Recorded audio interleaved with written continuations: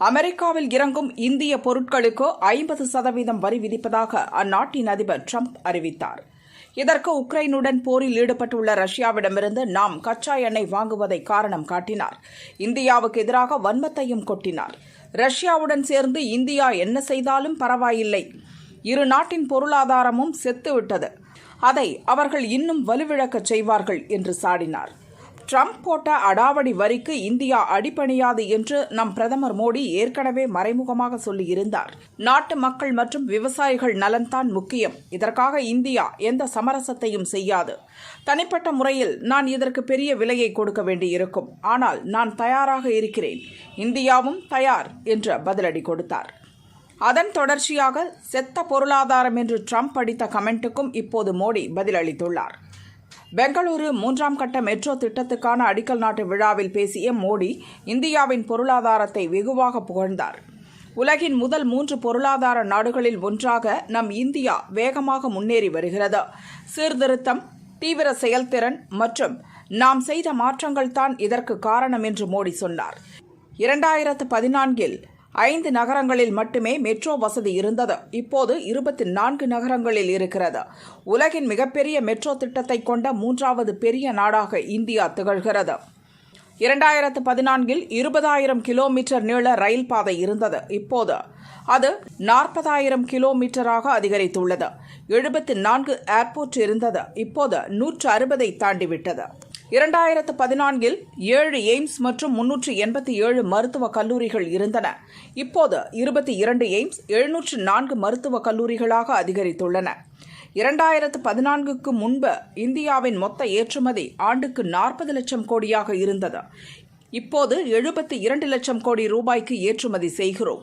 முன்பு செல்போன்களை இறக்குமதி செய்தோம். இப்போது செல்போன்களில் முதல் 5 ஏற்றுமதியாளர்களில் ஒருவராக இருக்கிறோம். 6 பில்லியன் அமெரிக்க டாலருக்கு எலக்ட்ரானிக் ஐட்டங்களை ஏற்றுமதி செய்தோம். இப்போது 38 பில்லியன் அமெரிக்க டாலராக அந்த ஏற்றுமதி உயர்ந்திருக்கிறது என்று பிரதமர் மோடி பேசினார். आज भारत दुनिया की फास्टेस्ट ग्रोइंग मेजर इकोनॉमी है. पिछले 11 इयर्स में हमारी इकोनॉमी 10वें नंबर से टॉप 5 में पहुंच गई. हम बहुत तेजी से टॉप 3 इकोनॉमी बनने की ओर आगे बढ़ रहे हैं. ये स्पीड हमें कैसे मिली है? ये स्पीड हमें रिफॉर्म, परफॉर्म, ट्रांसफॉर्म की स्पिरिट से मिली है. ये स्पीड हमें साफ नियत और ईमानदार प्रयासों से मिली है.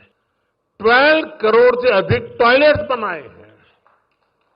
इससे देश की करोड़ों माता बहनों को गरिमा, स्वच्छता और सुरक्षा का अधिकार मिला है.